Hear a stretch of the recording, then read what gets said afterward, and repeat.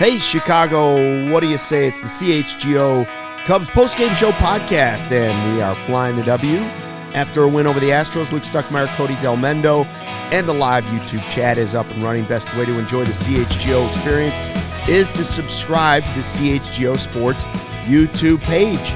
Make sure you don't miss any shows. Get in on the live chat. Watch Cody do a beer bat chug. Has it been poured yet? Warming up a little bit? It's in the glass. It's on deck. It's on deck. It's ready to go. Cody's ready to roll. Good time to catch the Astros. They are struggling. Everybody thought they'd be a good team this year. And more than just a good team. We're talking about World Series contender. Right. They're off to a horrible start. And speaking of starts, the Cubs got a good one from Jordan Wicks tonight. In fact, a quality start. We'll talk about that. We'll talk about Mike Tauchman, the Cody Bellinger injury, and what's coming up ahead here in this series. Hopefully Ryan Herrera will be able to join us live from Wrigley Field at some point in the show. Hit the like button on the way in, hit the like button on the way out. But first, let's start with Jordan Wicks, Cody. Listen, you're looking for him to go long. We've been talking about it for a couple weeks now. Give us a longer start. You don't want to see the bullpen for half the game. 6 innings, 2 earned runs, 4 strikeouts, no walks. No walks is key. Yeah, I mean, he was really good tonight. Efficient. Yeah. He got a lot of quick outs. I thought his 5th inning was most impressive, considering it was the 3rd time through the order, and he went through the Astros' heart of the lineup of I want to say it was not Alvarez, Tucker. He struck out Tucker. Got whoever was up after that to Bregman. He got Tucker to strike out on a really nasty pitch in the dirt. Then Bregman grounded out to Swanson on a 3-1 pitch. The Tucker one was a horrible swing. And then whoever hit third in that inning ended up flying out to Tauchman for a 1-2-3 inning. And that was the most impressive, because he struggled to not only get through 5 or through 6, struggled to get through 6, but even 5 innings. Tonight, the pitch count was low, and the 3rd time through the order was a lot better. Honestly, I would have liked to see him go out there for another inning, because he had the bottom of the order coming up for the 7th. And, Craig Counsell went to Ben Brown instead, and that's fine. Bullpen's fresh with the off day. But it definitely encouraging to see that from Jordan Wicks, a guy who, again, I think we feel good about him. We felt good about him all season. He's, we've referenced the start against the Dodgers earlier this year, going up against that lineup and doing as well as he did, but he just wasn't efficient enough, and that's why he wasn't able to go deep. Tonight he was efficient, got a bunch of quick outs while also, inducing a lot of weak contact. Got Alvarez to pop up the 3rd time he's seen him, and I was scared the hell out in that at bat, considering it felt like the Astros were on the brink of making a comeback, because the Cubs couldn't get anything going on offense after the 1st inning, but got him to pop out after the Altuve hit the inning before. So the 4th and 5th inning, or the 5th and 6th inning, or no, I was right. 4th and 5th, yeah. The 4th and 5th inning were really impressive to me, because he went through the heart of the Astros lineup, and he with the wind blowing out and the fact that the Astros have been really good against lefties this year, the defense wasn't great in center field tonight. Bellinger struggled a little bit out there, and I mean, 6 innings, 2 runs. I'd call it 6 innings, 1 run if I'm really evaluating how he pitched in the game. Right. And just a quick thing on Bellinger before you guys get X-rays negative. He's sore. Cubs will see how he feels tomorrow. Right rib contusion. Right. It's a bruise. Negative. It's not an oblique. Though. Right. So and after running into the wall. Yeah, I mean, bumping into the wall. I guess that's and the ivy, which scenario. isn't as soft as you'd think it'd be. Right. Well, the ivy's not fully out there. Yeah, but even then, go ahead and run into a bush, see how that feels. Not that great. Right. I saw somebody earlier in the chat saying they believe 10 seconds or under should be considered a quality chug, as in quality start. Like a quality start. I would say, honestly, 12 and under, which would put you at a quality chug every time this season. Yeah. Maybe we knock it down to 11, but 10 is pretty impressive. There haven't been that many 10 and unders. Yeah, I mean, we should let because we don't want the facts getting away with a good story, we should just let the guy who created the Twitter account decide. Okay, that's I'm fair okay by me. with that. Let him decide. The Cody Beer Bat account. Yeah. Barb's calling 11-7. Becky 10-8. DFW Susie says 9-9. Craig 9-6-9. Nice. Anybody else in there? 9 is a quality Michael chug, says Evans Tyler. Anything under is legit. Michael Evans says 4 seconds. I think you've been under 11 seconds every time I produce you guys this year. So He's definitely under pressure. 12 every No time. pressure. Yeah. Ron's calling for a 7-2. Ooh. Wow. Brandon Bong 10-3-9. All right, let's see how this goes. Where's the dedication going to go? I'm curious here because you could go with, the man who's having the spring of the spring. Yeah, I mean, I got to come up with a new phrase for the year. I don't want to use the same phrase again. Because first off, he's proven to be more than just a guy who hits in the summer and is having a random year, because that was kind of how the bit started, was the fact that the Cubs picked this guy up out of Korea. No one knew who he was. And we're talking about Mike yes. Tauchman. Yeah, we're talking about Mike Tauchman. This guy, that was kind of how the bit started. How about the tale of Mike Tauchman? The tale of Tauchman. The story? Yeah, the story of Tauchman. The story of Tauchman. Oh, I do like that. I would give you all the credit for that one. But, yeah. I don't know. I the tale of Mike Tauchman. it'll be the next book going right there next to the Chicago Cubs. The Tauchman Tales. Right on the desk. Tauchman Tales. Oh, I like File that. it in the Tauchman Tales. Yeah. Okay. Anyway, the dedication goes to Tauchman because even though Jordan Wicks was great, got to score runs, man. And the wind was blowing out tonight, and he hit 2 out Oppo tacos. I think JD said that on the broadcast. Okay. You know what I mean? Yeah. Here we go. Beer Bat Chug. Kevin, you're the official timer right there on the screen. I'm ready to go. As soon as it hits his lips, you ready? And begin. Cody has started chugging his Blue Moon beer bat. He's halfway through. He's now down to the barrel of the bat. Maybe 3 more swigs and gone. 10-7-4. 10-7-4. So I think most people would say, well, under 9, let the shirt get drip. Yeah. I think most people would call that a quality chug. Yeah. Quality chug. That's a quality win. It's a quality start. It's a quality chug. We'll take all 3. Anyway, yeah, I mean, smooth. Much smoother than last year. Well, it takes a lot of practice, man. I saw our friends over at Cubs on Tap. We've had Ron Luce on the show. Mm-hmm. I saw our friends at Cubs on Tap on Saturday tweet a video of some guy chugging a beer out of the bat in the bleachers. And I got to say, I felt good about myself watching him do it because it took him a struggled. while. Yeah, he struggled, yeah. And I don't know if he did it from the brim of the bat, at the very top or not. Yeah.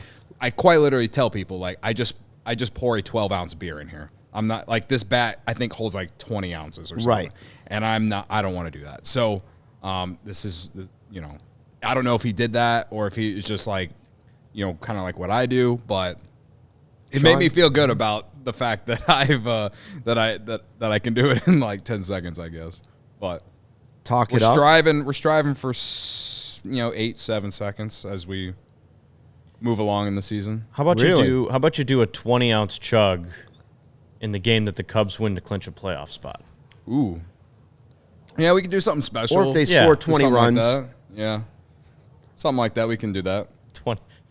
Got to make the playoffs. They had a couple. They had win one a playoff series. Game. You win a playoff series, I'll do multiple beer bats in a post game or whatever. I'll probably be losing my mind anyway. And, we'll have to do it. We'll be able to. We'll just be hoping that I can sit on set. But anyway, Cubs win 7-2. Beat the Astros. Jordan Wicks 6 innings, 2 earned runs. And our friends at Bleacher Nation tweeted out the Astros this season been the 3rd best offense against lefties in baseball with a slash line of 277, 355, 434. So it's, again, impressive stuff. I just know that changeup is a weapon. Yeah.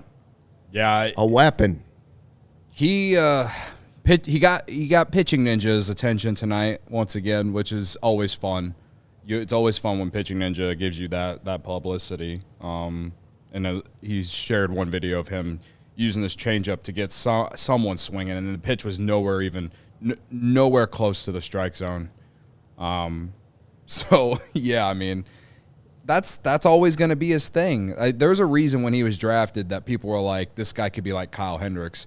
And some people looked at it in a negative way because they just wanted someone who could throw 100 miles per hour, which would love to have that in the starting rotation. However, right, but there's more of that type of stuff coming. So, again, Right. I like different styles of pitchers. Right. So I think with him, you know, he does throw harder than Kyle Hendricks, though, too. Like, he touched 94 tonight. I don't know if he touched 95, but I know he hit 94 pretty consistently. So, you know, there is some, you know, as far as velocity and everything, there are things about him that are different from Kyle Hendricks. But the reason that he gets compared to Kyle Hendricks is that his changeup is his best pitch. Right. So, yeah, man, it's just another step in the process of the growth, man. And like, as much as I wanted this team to be like a real World Series contender this year, I'm all like, there is a small part of me that's like, I also want to see some of these young guys take steps forward and find out if they can be part of this team when they are ready to be, you know, ready to take that next step. And Jordan Wicks will be a part of that. He is, you know, he's going to be here a while, right? You know, so if he pitches like he keeps pitching, then he's going to be part of the next great Cubs team. And again, like I said earlier before the beer bat, you know, he hadn't been efficient. You know, he hadn't been able to go deeper into games. Tonight, 6 innings. I would love more 6-inning outings from Jordan Wicks. I would take him too, and I also would take Mike Tauchman as my 4th outfielder. Oh my God, man! You did the bid on it, but what a find! Yeah, what a find he's been. Find me a better 4th outfielder in baseball right now. He's the perfect fit. Yeah. We talked about it the one time he was coming up. And we said, well, you know, even he works the count, just like we've been saying about Michael Busch too. Right. Yeah, I mean, with Tauchman, just good at bats, good defense. With Tauchman, again, the bit was started because he came from Korea and he hadn't had like any year that stuck out in the majors except for like 2019 with the Yankees. He'd had some success. Right. But like, again, they signed him going into last season. So it had been like 3 or 4 years since 2019, you know, and, you know, it was so bad. It got so bad to where he had to go to Korea and play, you know, and, you know, the Cubs pick him up and he's been a nice addition. Like,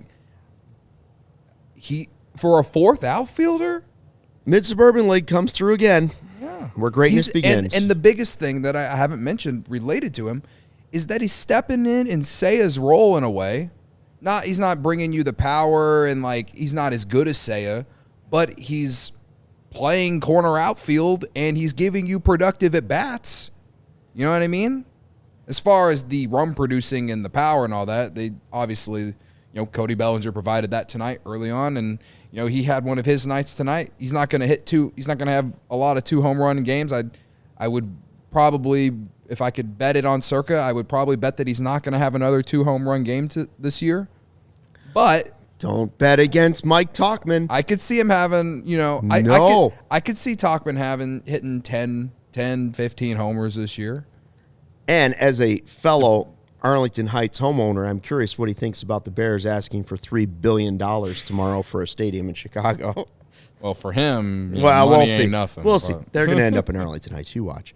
So, I mean, Tauchman's been great. Wicks was his best outing of the season. Yeah. Was that the best outing that a Cubs starters had all year? It was just a nice win. It was a nice, comfortable win. Other than, you know, I think it was. I think that was the best start they've gotten. Granted, they haven't had Steele, so it would be a different conversation. But I'm trying to think of a better start that they've gotten from that rotation. Ben Brown had a couple, but Shota's had some nice starts.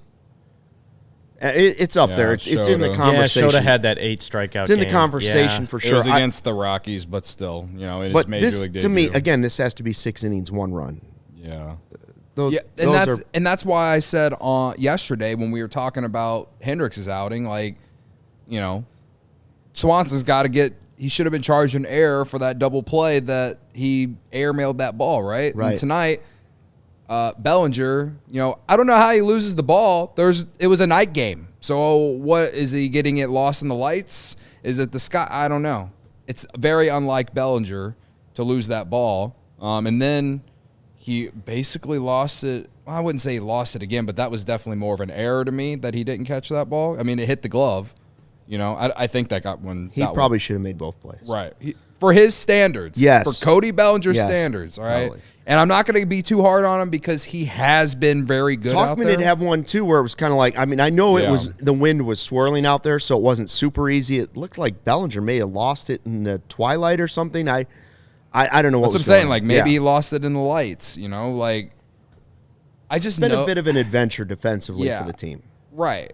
It needs to be better, man. Morrell was better, though. Morrell did have nice plays at third tonight. Yeah. And he had 2 walks tonight. Again, though, the defense, it has to be better, man. It just has to. This team is built on defense. It has to be better. Good news, Swanson didn't piss me off in terms of his defense tonight, so thank you. Cody's going to tell us about our friends at Circa. Tyler in the live chat's asking if I went to Barrington or Hershey. No, I'm a Prospect guy. Mm-hmm. And by the way, Prospect, they put him up on the big board, class of 2024 today at Wrigley. They were out celebrating, So shout out to the Knights. Them. Shout out to the Knights. Credit to them. They were giving, those are our colors, too, navy and powder blue. Nice. I did it just for you. Well, I figured Don't let the facts get in the way of a good story. I figured. They did that, and then they had it was UIC night, I assume. Yeah, I mean, they should have had the Prospect kids up there singing. Let's see your class ring. Right. You got your class ring? Let's see it. I did not get a class ring. Neither did I. No. Yeah. There was no class ring. Letterman jacket? Back then, we got pennants, and that was about it. You got a pennant you can hang on your wall. Anyway, I lost all my bets tonight. We score 7 runs. I still lose all my bets. I don't understand. Bounce back tomorrow. Yeah, we get back on the grind tomorrow on Circa. But, you know, the reason that I always go to Circa is because of their tight money line splits. You know, games strive to be minus 110 split on the Circa Sports menu, unlike other sports books which may use minus 115 or minus 120. Circa Sports keeps as little money as possible on large market bets, especially compared to other books. At Friday 120 Club, me and Braggs' play of the day that day was AJ Puck under 4.5 strikeouts, and on Circa it was at plus 115. On other books, it was not nearly as good of odds. So I'm just saying, Circa has some of the best odds in my opinion. You know, another reason that all said, they actually encourage you to look at other look at other sports betting apps to compare the lines and just see how good Circa's odds are. So you know, that's one of the big things that they really push. So, and then finally, the chatbots. They don't use chatbots. I actually had an issue with my account over the weekend, and I emailed them, and they fixed my issue. Boom. Before the next day. So it's really easy. You didn't talk to a real person. You talk to a real person via email, and that's it. Like, it's super fast, super easy. You can't complain about the customer service. All aspects of the app are being run by the same team that runs the main Circa Sportsbook at Circa Resort and Casino in Las Vegas. So, guys, download the Circa Sports Illinois app at circasports.com/Illinois-app to sign up today. Also be on the lookout for Circa events, watch parties, and tailgates. If you or someone you know may have a problem with gambling, call 1-800-GAMBLER, text GAMB to 833-234, or visit arguablywinning.com. Get ready for some Lucy nicotine, made for your nicotine routine and delivered straight to your door. 100% pure nicotine, always tobacco-free. Choose your form, pouches, breakers, or gum, and then choose your strength, 2 milligrams to 12 milligrams, and they have a plethora of flavors: mint, apple ice, espresso, mango, and more. And you can save yourself from that weekly gas station stop, too, and just sign up for a monthly subscription, and you also save 15% off by doing it. No commitment, just cancel anytime. Now, Lucy Breakers, those are nicotine pouches, but with a tiny little capsule inside. The capsule contains liquid flavor that saturates the pouch before it's even in use. You break it in your teeth, get it situated, and boom, instant nicotine release when you need it. Now, my buddies like it for a midday slump, at the golf course, sometimes after their coffee. How about this customer review? This is a real review from a real customer. Best nicotine pouches I've found. Feel and taste great. Couldn't be happier with my monthly subscription. End quote. So let's level up your nicotine routine with Lucy. Go to lucy.co/CHGO Cubs and use the promo code CHGO Cubs to get 20% off your first order. Lucy offers free shipping and has a 30-day refund policy if you change your mind. That's lucy.co and CHGO Cubs to get your 20% off and always free shipping. And here comes the fine print. Lucy products are only for adults of legal age, and every order is age verified. Warning, this product contains nicotine. Nicotine is an addictive chemical. All right, guys. I'm losing Big it. news. Big news, by the way. We just surpassed 1,500 followers on Instagram. Wow, all right. Shout out. If you're watching or listening, shout out to you. Or and if you don't follow, go follow us. I'm losing it. I like do some like video stuff that I don't ever show on Twitter. So if you're into that, By the way, that's where to go. This segment is sponsored by Pork Power. People who are active need more protein than the average American. In fact, the Academy of Nutrition and Dietetics and Dietitians of Canada and American College of Sports Medicine recommend 1.2 to 2.0 grams of protein per kilogram of body weight per day for athletes depending on training. For a 150-pound person, that's 81 to 136 grams of protein per day. One 3-ounce serving of pork provides 23 grams of high-quality protein that can help active individuals build and preserve muscle. The International Society of Sports Nutrition recommends that people who are involved in a general fitness program or interested in optimizing their health eat low-fat, high-quality sources of protein, which include lean cuts of pork. Elevate your protein program with lean pork, a powerhouse of natural goodness. Savor the flavor, savor the gains, and celebrate any occasion by enjoying the best pork produced by Illinois pig farmers. From your sausage and bacon for breakfast to pulled pork, oh yes, or juicy chops hot off the grill. Say more. It's an entire season dedicated to pork and the people behind the product, paid for by the Illinois pork producers. Generations of commitment. Power of pork, I say the power of pitching. That's what the Cubs have been missing. Just like today, they were trying to get Jordan Wicks to go 6 innings. They got that. Kyle Hendricks has been struggling. He is now headed to the 15-day injured list with a back injury. That was the pregame news this morning. Drew Smiley to the injured list with a hip impingement. Garrett Cooper DFA'd by the team, so you saw Mervis up for the Cubs and DHing today. Might be seeing him DH tomorrow. Hayden Wisniewski back up with the team, and Luke Little back up with the team. Here's the deal. We talked a lot in pregame, if you didn't see it, about Kyle Hendricks and how this is being handled. It's the right path. Now, you can debate whether it's the right timing or not. You're not DFAing the guy. He's making $16.5 million. You're trying to get him right because you still think he can be productive and be in the rotation at some point later in the season. He's always bad in the spring. He's still throwing as hard as he doesn't throw hard. He's never thrown hard. He's still throwing as hard right now as he was in 2016. So it's about command. It's about confidence. It's about his mental approach. He's going to work on those things. And he said that this lower back injury actually, according to him, started up, and the Cubs started up in the bullpen before Sunday's game, continued, started bothering him, and then he said afterwards he told the Cubs about it. I mean, I say don't let the facts get in the way of a good story. Whatever they are, this is the right way to handle it. Yeah, I mean, again, and we said this in pregame, I would have given him 1 or 2 more, but this is fine too. I wouldn't have been surprised if they gave him 1 or 2 more. Right.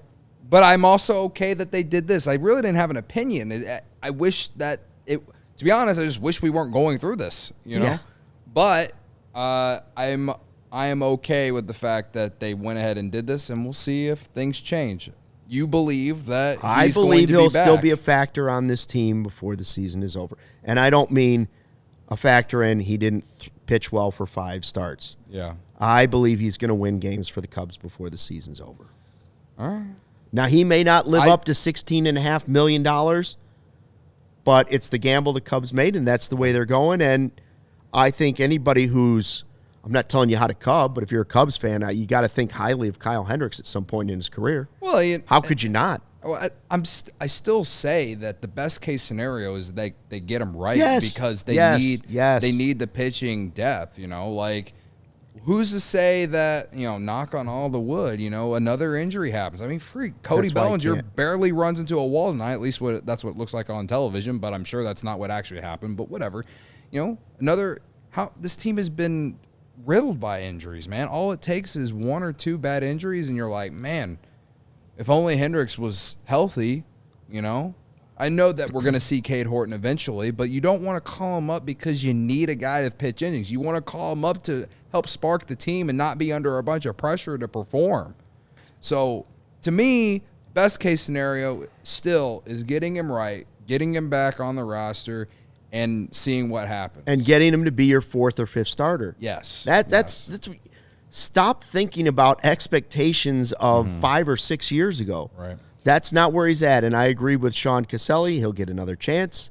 And I highly doubt this is the last time you see Kyle Hendricks in a Cubs uniform. Highly doubt it. That all said, interesting tonight, Ben Brown out of the bullpen again. One inning, in the 7th? At first, I thought it was going to be a multi-inning outing for him, but it was just one. I think it's telling. I think it's telling that Wesneski is going to be in the rotation. So I'm interested to see how it happens. I hope he does well. I want him to do well because I remember whenever they made the trade for him, everyone was pissed that we sent Scott Efros to the Yankees, and then he had that incredible September of 2022. But then last year, came back down to earth, had some highs, had some lows, but mainly lows. Couldn't get lefties out. That was his rookie year, though. Sophomore year, how do you improve? How do you get better? This is like the same thing with me related to Jordan Wicks. I want to see some of the young guys find a way to make to get their way on the roster and stay here. That is the best case scenario for a lot of players on this team and the future of this organization. Not just because everyone's theories about how ownership doesn't want to spend, but you need some of these guys to pan out, or we're going to be rebuilding forever. So to me, that's the interesting thing about this scenario now. They have to play like 16 straight games or whatever. I assume Wesneski's going to get a start. 16 days, here.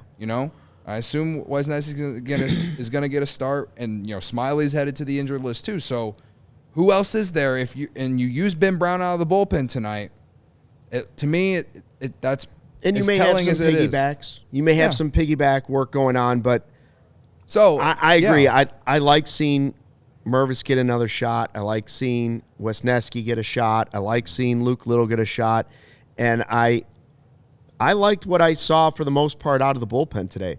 I like Brown. I like Brown in the bullpen a lot. Yeah. Almonte was pretty good. Yep. He was good. He came in for Leiter in that 8th inning with two guys did a nice job. People wanted to DFA him a couple weeks ago. Yeah.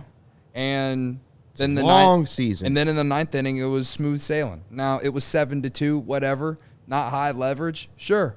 But, again, you want to see some of these guys who have been kind of rocky. You want to see them do this. That will build their confidence. That will make you feel, as a fan, a lot more confident in them going forward. So tonight was a great night in terms of building confidence for about every player on the roster.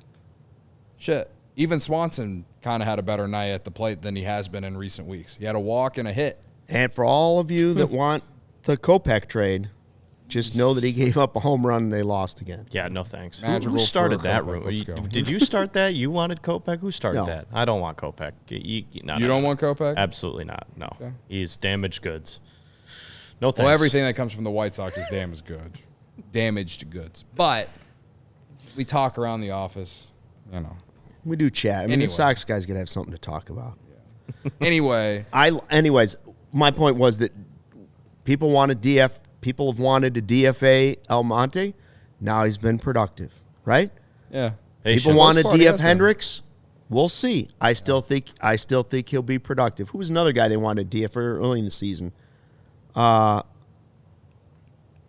was the other player? People were dogging him, and it was like he bounced back right away, and it was like, okay, everybody simmer down. I don't know who you're talking about. I can't remember. You could probably put that on any pitcher except for Justin Steele in this organization right now. People are going to want him DFA'd. I mean, it's Jose the first Quas? month. Yes. No, it wasn't They sent him to Iowa. They got what they wanted. And I already admitted that I was probably wrong on that. Quas is going to get another shot. He'll be back. He will eventually, probably. Back.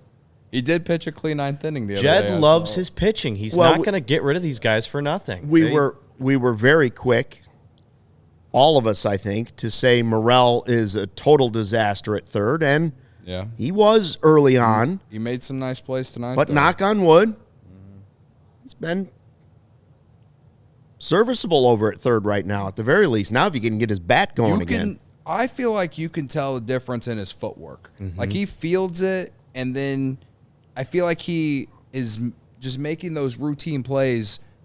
I think if you're watching as a fan, you feel significantly different in recent weeks watching him just actually make the play. Not take away like your anxiety of him like airmailing the throw or whatever. Just watching him not only field it, but then make the throw. Like his footwork looks different to me. So, I don't know. But tonight he had some nice plays that weren't necessarily, I would say they were routine, but they weren't like easy at the same time. And he made accurate throws to Michael Busch. Yeah. It's getting smoother. It's still a little chunky, the arm going all the way back, but you know, you'll take it. He's got a strong arm. If he wants to take an extra half second, he's still going to throw guys out. Now, if you want to criticize some, there was, I think it was you pointed it out, Kevin. Actually, credit to you on the couch when we were watching. I think it was an Altuve ground ball to the third base between third and short that Morel let go by that Swanson just missed, and it ended up being a hit for Altuve. And we watched the replay, and it looked like one of those that maybe Morel should have got. He would have been able to snag it on the short hop, right. Yes. So he didn't, in that particular moment, he didn't, read that correctly. But and that could have been Dansby, too, saying, hey, let it go through, I'll make the play. And in which case, Morel, you're going to lay down every time Dansby tells you to do something. Sure. So, I mean, I guess. You're gonna get out of the way, but either way, yes, that is Morel's ball. That could be a communication thing. We don't know. But, yes, I would have liked to seen him cut that off. It would have been an out. Sure. Hopefully, Ryan's going to be able to join us from the ballpark. We got a lot to ask him, a lot to find out about what these moves mean. I want to hear exactly what was said about Bellinger. We've heard the reports again. X-ray's good, so that's a positive piece of information. But I mean, how many more injuries are they going to be able to withstand to major players? Yeah. If he would miss any kind of significant time. That's why when I first looked at him, like, please tell me that's not an oblique, right? Yeah. Which apparently it's not. It's a contusion. But if it was an oblique, it was like, you're going to lose Seiya, you're going to lose Bellinger, you're going to lose Steele, you're going to lose Tyone, like Merriweather. How many of their better players can you afford to lose early in the season? One of the tougher parts of their schedule. Right now, they're hanging in. Yeah. They're hanging in there. Picked up some ground on the division today. Yep. Brewers lost, so you pick up a game on them. Last I checked, the Cardinals were losing 14-1. So, they're going to lose again. But, Brewers lost to Pittsburgh, so Pittsburgh picks up a game.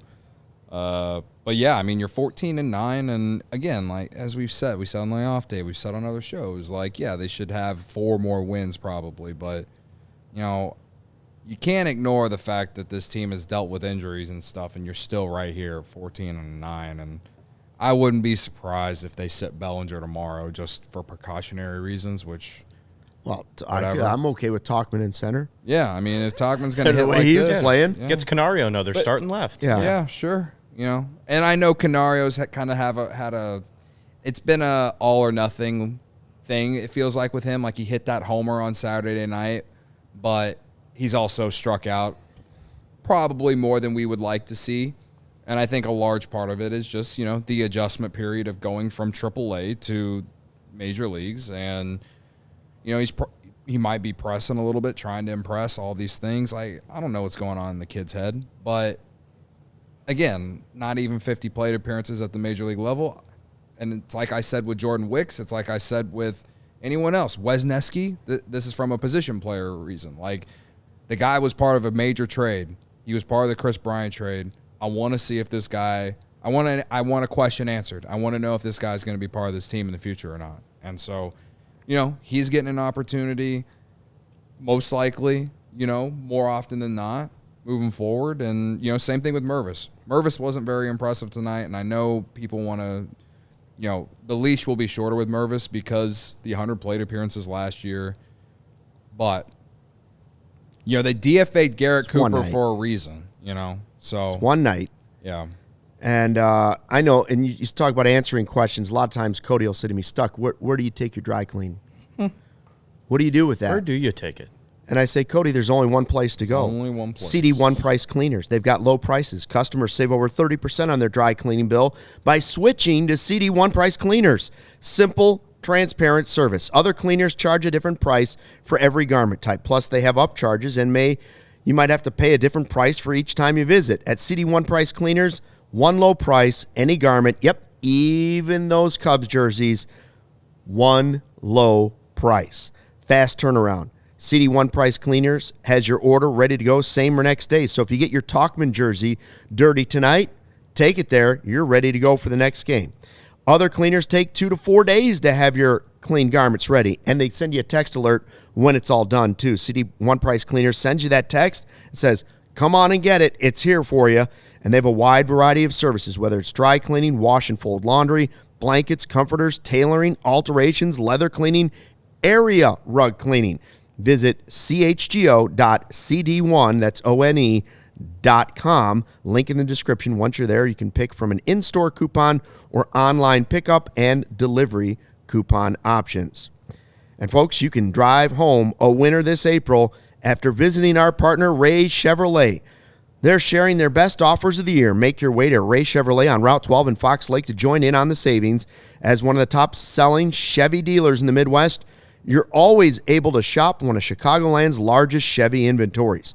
Plus, you can find the perfect tailgate vehicle. For a limited time, they're offering 0% financing for 72 months on new Silverados with over 100 of them available. You heard me, 0% financing for 72 months. And to top it all off, they're pricing over 125 vehicles right now under $20,000. Seriously, where can you find more affordable prices? The answer is nowhere. Get a free oil change and Ray Chevrolet in Fox Lake. All you have to do, mention us, CHGO, 4 important letters, CHGO. Free oil change. All you got to do is mention us, CHGO, when scheduling that oil change. Start off this season right. Schedule it by April 30th. Visit Ray Chevrolet in Fox Lake or raychevrolet.com. They've been serving the community since 1963. Find new roads. Still no word from Ryan yet, right? No, a little bit more on Cody Bellinger. Okay, yeah. He was joking post-game. He says he feels fine. He made the classic dad joke, we're going to have to check on the wall to see if the wall's okay first and then be careful around it next time. So he seems to be all right. That's good. He is a dad and hit a home run on his daughter's birthday, right? Yeah, his daughter's birthday today. So that was a moonshot, by the way. I love watching him swing the bat, man. But as soon as that pitch went to where it was, you could see where it was headed. And you could like almost see his eyes light up like it was Christmas morning or something. Like the second he started to put a swing on it, it was like that ball is way gone. 109 miles per hour, I believe, off the bat.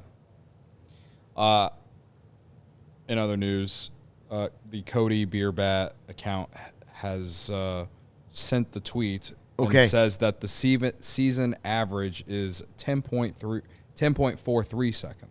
10.43, but that has the account made a decision on what we should count as a quality chug? No. Hasn't happened. It hasn't done that yet. But now, remember, a quality start is a nice start. Like Wicks had a nice start today. Wasn't. You don't have to be throwing a shutout to get a quality start. So I don't think it should have to be under 10. Right. Under 12 is still quality. Is it not under 11? You think 10 is? Sorry, I missed it. Under 11, what? He's seconds for the beer bat chug. What should be a quality chug? Oh, yeah, I think under 11. Like a quality start is nice, but it's not a no-hitter. I'd say under 11. I like that. Under 11. Yeah. He or she who runs this account or said the chug, or they, says the chug is only the third chug above 10.50 seconds this year, which is outstanding. So, I mean, maybe that's telling. I don't know. James Colstock says under 10. Sub 10 low foam. Quality chug. Cody needs to go to Iowa to work on his chug. Godfather is sending me to AAA. By the way, I saw Godmother Barb saying she wasn't feeling well. Hope she feels better. And we hope that better, Godfather Michael Collada's on the road to recovery, too. Yeah. I mean, he's doing well enough to watch this mess that we do every night, you know? Yeah. Did we read our super chats? Super chat. Have not. We got 2 of them. Super chat. Easy E134. What a great day. Birthday present from the Cubs to me. Great W. I hope Belly is okay. Love you guys. Happy birthday, Easy E. Happy birthday, Easy E. And then Sir Silent of the Fogs, a diehard. He, in the Discord, I believe he goes by Coop Troop, says Cubs W. Yeah. It helps soften the blow of losing Cooper. Yeah, what happens to the Thoughts and Coop prayers, Troop now? brother. Yeah. Pour one out for Gary Cooper. Yeah. My favorite part of the Garrett Cooper era is that home run he hit against the Rockies like 2 weeks ago. Anyway. So tomorrow, game 2 of the series, Jameson Taillon back on the bump. All right. We just expected more out of Wicks tonight. Got exactly what we were asking for. Who's going to – will Taillon continue? I thought it was a nice start, his first time out. It was. Like, will that trend continue? I hope so. And he could have gone 6 too if they were willing to push the pitch count, and they weren't. And I mean, I know he's highly paid, yada yada, and you want all these things. I'm just saying, for a guy who hadn't started the season with the team, that was as good as expected. Now I hope it's even better. I hope we get a Wicks-like start. Right. And it helped that he faced the Marlins. It was a good spot to put him in there, right? Now he's going to go up against a better offense tomorrow. Hopefully the wind isn't blowing out against him.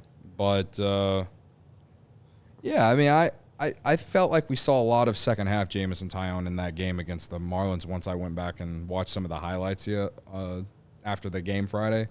And, you know, he was commanding his pitch as well. He's dotting the edges, corners, all that stuff. And I just felt like the stuff was there. So, you know, I feel pretty good about him. And the fact that this Astros offense didn't do much against lefties whenever they hit well against lefties, I don't know. I feel like the Cubs are getting the Astros at the perfect time right now.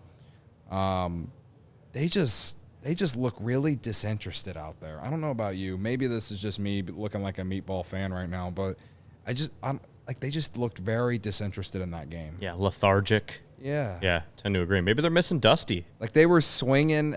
Toothpick. They kind of had the Cubs on the ropes there when it was 5-2, and they come Wristbands. out. They come out of. They get the Cubs to get not score any runs one inning, and they come back out. And I remember the first batter that came up that next inning, swinging first pitch, hits a ground ball to Swanson. You know, like little things like that. It's like you kind of have us on the ropes right now. Like maybe working it back. I don't know. Maybe it's meatballish of me to say, but I just felt like they just didn't look very interested in playing baseball tonight. And that's what it always looks like whenever you're not playing well. And that's why I say, you know, maybe right now the Cubs are just getting the Astros at the right time. I mean, I don't care what the reason is. Take advantage of it. Yeah, I agree. They could turn out to be a bad baseball team. I'd be surprised. Especially with Verlander going on Wednesday. It's a good opportunity tomorrow night. Yeah. To get a series win. I feel like tomorrow is must win because it's a toss up on Wednesday if the Astros win tomorrow instead. Going up against Verlander, and I think it's Assad on Wednesday, and you know, you need the offense. I think the reason that Wicks was able to, go deeper in the game tonight is because, yeah, he got through the first 0-0, but after the first inning, it was 2-0. Or no, 5-0. I mean, and so you get a 5-0 lead, and it's like you could just go out there, throw strikes, work on what you need to work on, all this stuff. I'm not saying the Cubs need to score 5 runs in the first inning of every game. However, that would be awesome. But if you can get on the board early, score first, that helps a lot of these young pitchers, man. Taillon is a veteran, though, so I expect him to be, efficient and, be able to eat innings like he has throughout most of his career. So it's a little bit different tomorrow in terms of Taillon, but that also is a reason why I feel like the Cubs need to win tomorrow. So, but credit to the Astros starter who gave up 5 runs. I thought he was going to be out of the game potentially before the end of the first inning, and he ended up kind of saving their bullpen. Yeah. He would have been if he would have given up more runs in the second. The Cubs just bailed him out. They did. And by the way, talking about Taillon just a few minutes ago, remember when Tommy Hotovy in the offseason talked to us about how Taillon was trying to find what was wrong with his fastball and make corrections throughout the season? He said, you have no idea how hard it is to try and make those adjustments while you're also trying to get ready for starting every 5 days. It's just not as easy as saying I can make those corrections throughout a season, even for a veteran pitcher. And it's one of the things that concerns me more about ALLCITY than it does about trying to get Hendricks to be productive at some point for the rotation. Because I'm expecting Hendricks to be the 5th starter, and the stuff is still there, and it's a guy who's built his whole career around trying to find the right arm slot and the mechanics and the sequencing, all of that. ALLCITY, if there's something slightly off, could be more difficult. But I don't know. Listen, he may not, and I know what Godfather and some people are going to say, he's not your closer. Yeah, but if he's not your closer, you still need him to be a productive reliever. Yeah, absolutely. The bullpen is better with ALLCITY in it, undoubtedly. So, the good thing about ALLCITY is that it's not like it's not so bad to where they're going to put him on the injured list. We can sit here and debate whether it's a phantom IL or not with Hendricks, right? I think with it was, like I said on Sunday, it was a positive step for ALLCITY to come in there and give him a clean inning in the 8th, even though they were down 3 runs. So hopefully, 1 or 2 more of those types of appearances. Hell, I kind of wish they would have put him in there tonight, up 5 runs, but it is what it is. Just it's one of those things. Like they did the same thing with Michael Fulmer last year. Yeah. And he ended up being a very serviceable reliever for them down the stretch until he got hurt in September. So that's kind of how I view it with him. And they did the same thing with Merriweather, who struggled in April last year, and then he was like their best reliever down the stretch, right? So I think you gotta do that with ALLCITY now, and then I think he can get back to where we've seen him at least. I'm not saying you put him back as a closer. I'm just saying that he can be an effective reliever for you.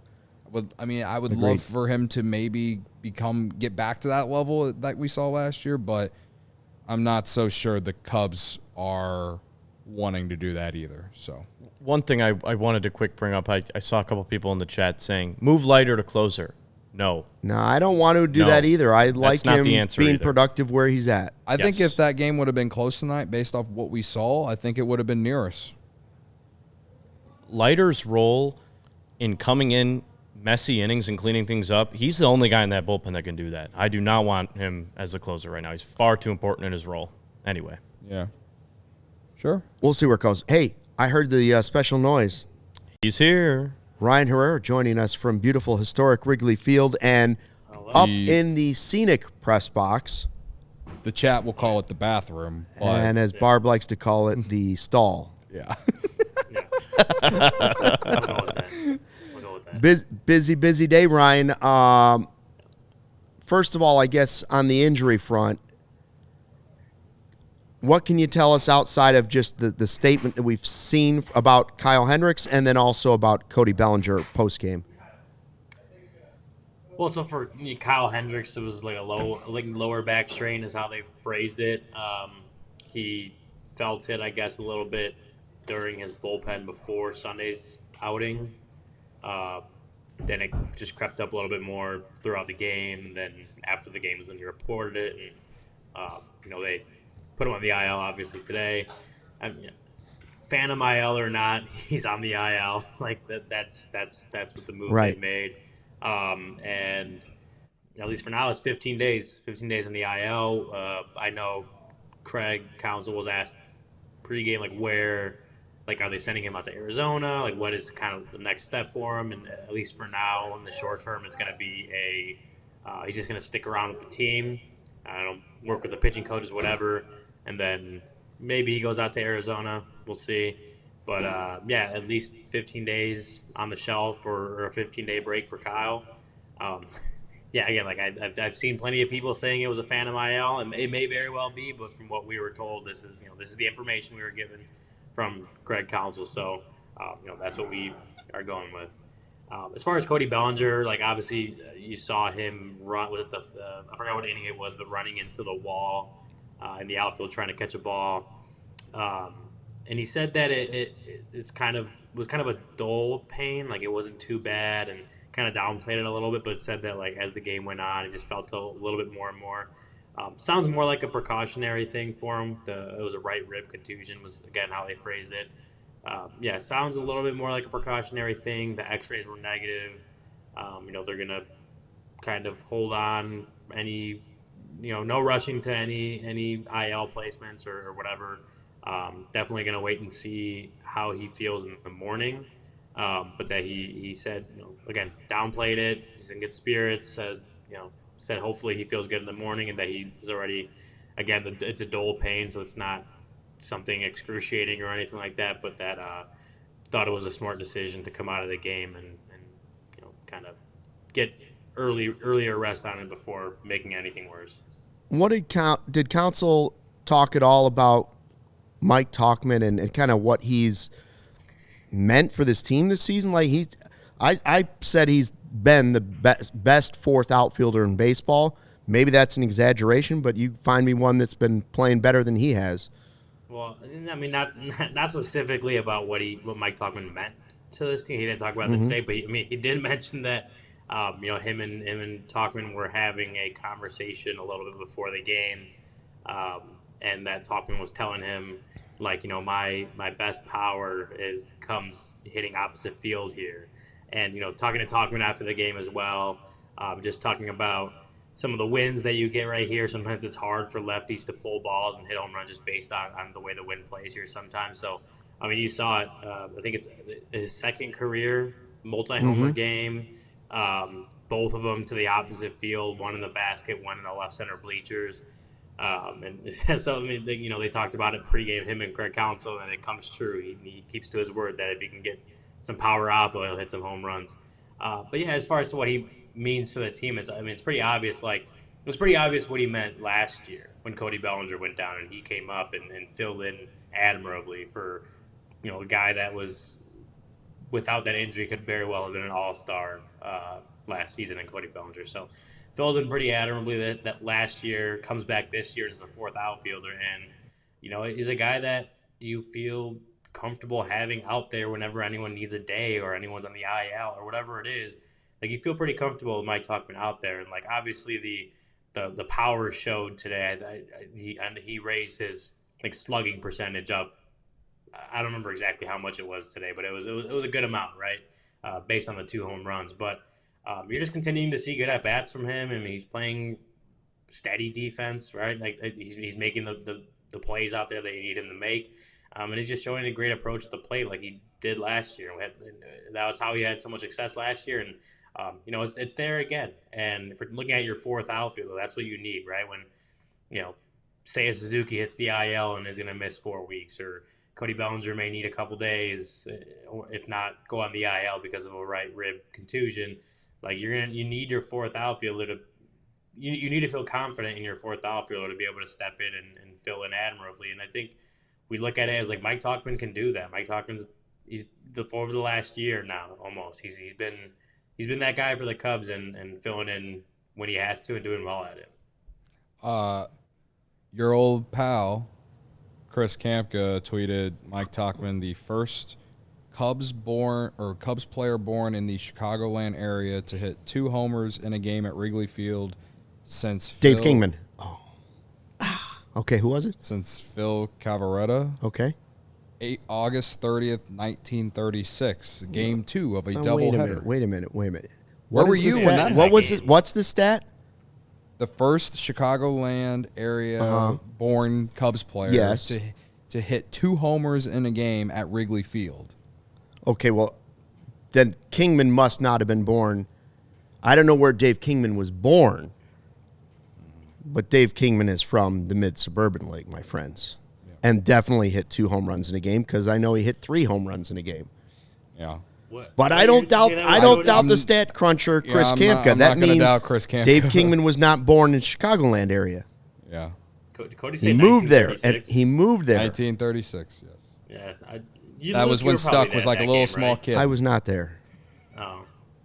I thought maybe you're Google Dave Kingman. Where was he born? Anyway, this would be shocking if the cruncher Chris Kamka was wrong about something.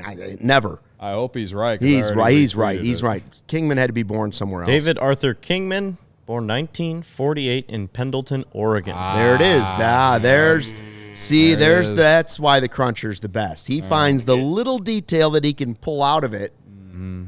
And somebody like me is going to say, well, Dave Kingman. Yeah. I know he went to Prospect. Uh-huh. There you go. There's the reason. Ryan, were you able to talk to Mervis at all? I know Wesneski had this crazy story on his comeback. Was there anything like that for Mervis, or, how's he feeling, getting his second chance? Yeah, no, we got to talk to Mervis pregame, and that was a lot about, him talking about what he's learned since that first cup of coffee he got last year in May, coming up to the Cubs, and not having the results that he wanted. And part of that was he discussed the mental side of it, and obviously not being too hard on yourself, and being able to flush things, and when results aren't going your way, continue with the process. Don't swing at the right pitch. All the stuff that you hear, especially young guys talk about after their first foray into Major League Baseball. Yeah, I mean, he's excited for the opportunity. He feels like his swing is in the right place, mechanics are in the right place.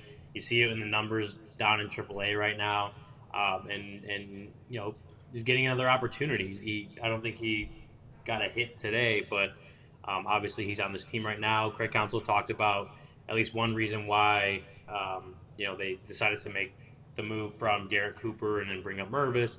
Part of it was obviously the wisdom, Garrett Cooper, a little bit of redundancy in the or a little bit of similar player as far as profile goes, but the fact that they're going to face a lot of righties coming up, especially in this next stretch of games, and they want to have more balance with the lefties and righties on the bench. So for Mervis, that's his opportunity, right?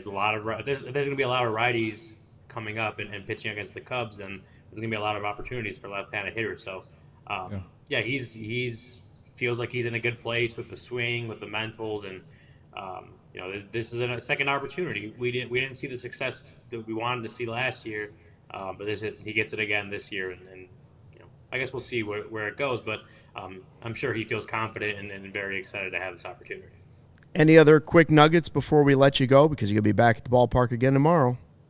Yeah, Cody Bellinger said we should check on the brick wall in the outfield. That's a bad joke. Even a dad knows that's a bad joke.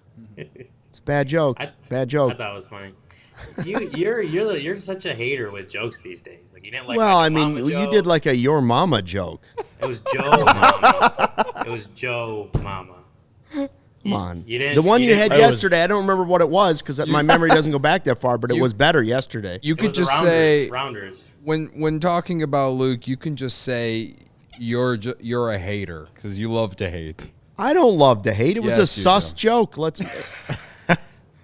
Oh, speaking of that bit or that joke, I learned, and this, I can't believe I'm saying this live on YouTube right now. You didn't know it was charismatic. Yeah, it's charisma. Yeah. I didn't know. I just thought it was That's why I said bring your Riz. Yeah. You bring your charisma. I didn't know that. Because I'm a millennial, not some Gen Zer on TikTok. Even I am on TikTok, but Listen, what I said on Twitter is the truth. Charm wasn't too far off, though. No. I said charm, and it was charm. Yeah, it's same thing. Charisma, charm.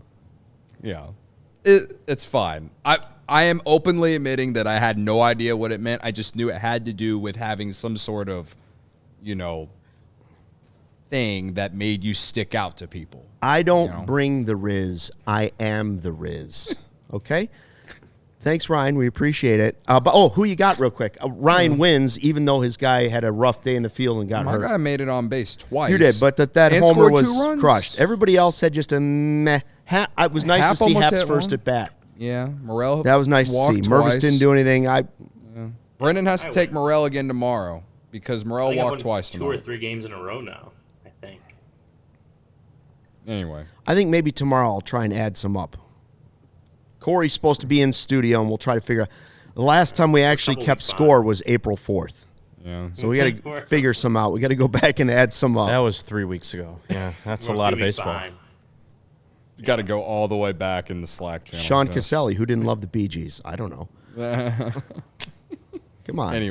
Anyways, Cubs win 7-2. Ryan will be back at the ballpark tomorrow. We'll be back here for the post-game show after the Tyone start. One last thing. Yeah? The chat says that Corey was on Marquee for whatever reason. I'm assuming his tweets were on Marquee? His tweets were on Marquee. So shout out to Marquee for pushing our brand, I guess. Thanks. Pushing great tweets because Corey sends the best tweets of anyone in this podcast. So big of me to say. Thanks for checking out the CHGO Cubs postgame show podcast. Back at it tomorrow. Thanks for watching. Hit the like button on the way out. After the game, Barb. After the game. We're live. Okay. Don't forget, fly the W. We all silly like the mayor.